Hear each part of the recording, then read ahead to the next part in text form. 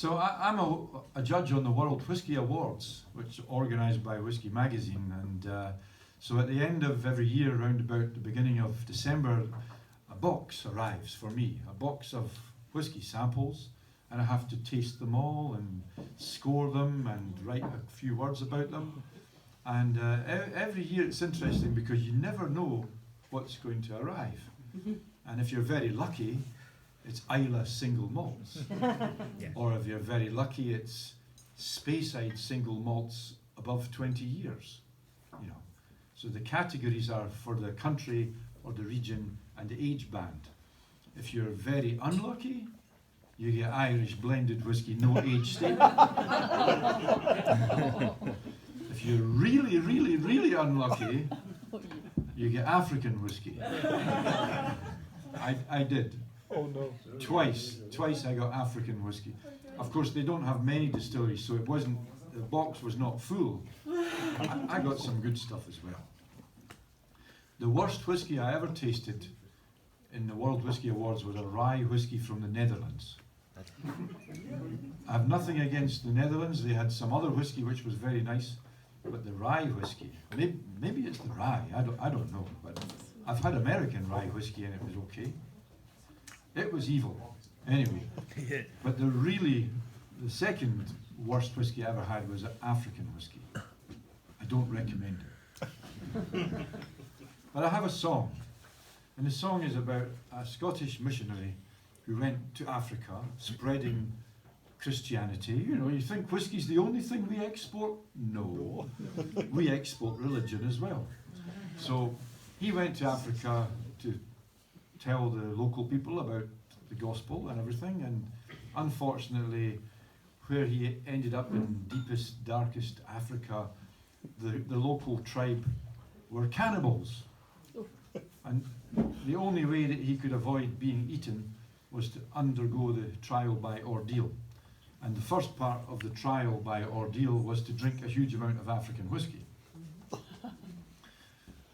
Which he did.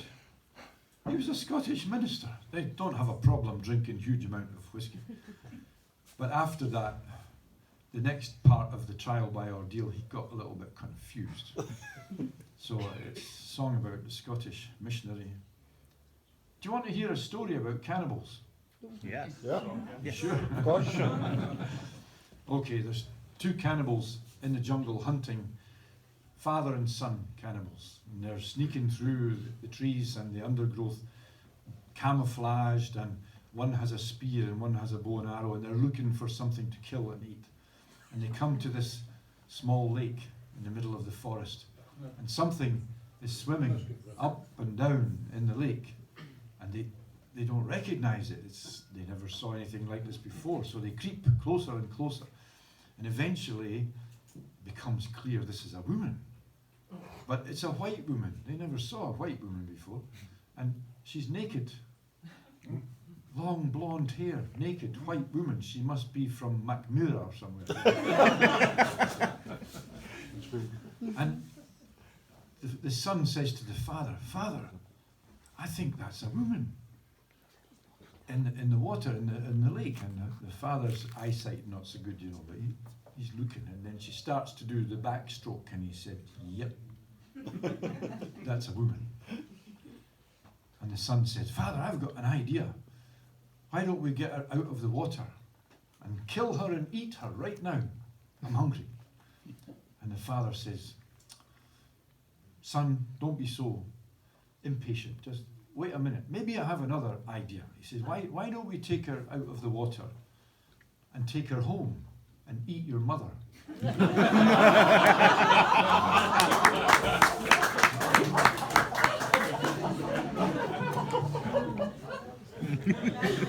So, apologies all round, apologies to the religious people, apologies to the Africans, apologies to vegans and cannibals, apologies to the Irish because I stole the tune. I stole the tune to make this song from the Irish. So I kept the Irish chorus, which is very easy because there are no words in it.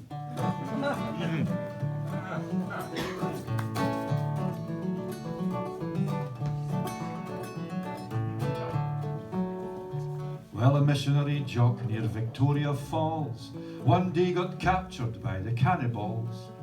And they tied him up and they put him in a pot and they lit up a fire and it grew quite hot. With me Turailla, fall-de-riddle-da, Turailla, with me Turailla, fall-de-riddle-da, Turailla. Well, the missionary cried to the chief of the tribe, are you open to persuasion or perhaps to a bribe? Is there nae mercy, nae court of appeal, 'cause I don't want to end up as an evening meal? With me Turailla, fall-de-riddle-da, Turailla, with me Turailla, fall-de-riddle-da, Turailla. Well, the chief of the cannibals scratched his head, laughed at the missionary as he said, well, you wouldn't make much of an evening meal, so I'll let you have a go at the trial by ordeal. With me Turailla, fall-de-riddle-da, Turailla, with me Turailla, fall-de-riddle-da, Turailla. Well, the first thing you have to do is risky, is to knock back a gallon of our African whiskey. Then you run to that cave on the mountainside where a terrible saber-toothed tiger bides. With me Turailla, fall-de-riddle-da, Turailla, with me Turailla, fall-de-riddle-da, Turailla.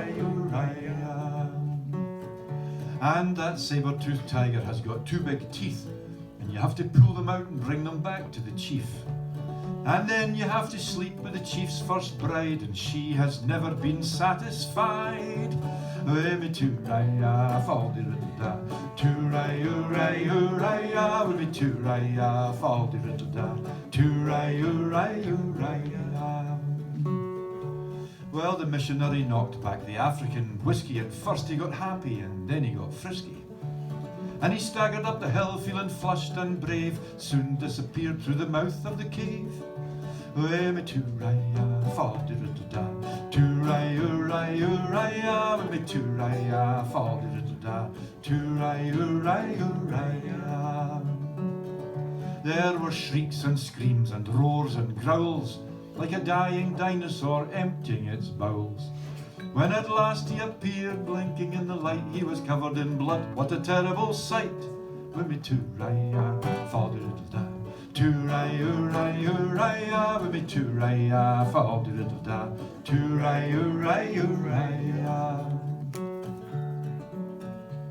Well, he staggered down the hill, half pissed, half dead, wounds on his body and wounds on his head. And he hiccuped and he giggled and he said to the chief, right then, where's this woman with the two big teeth? With me Turailla, fall-de-riddle-da, Turailla, with me Turailla, fall-de-riddle-da, Turailla.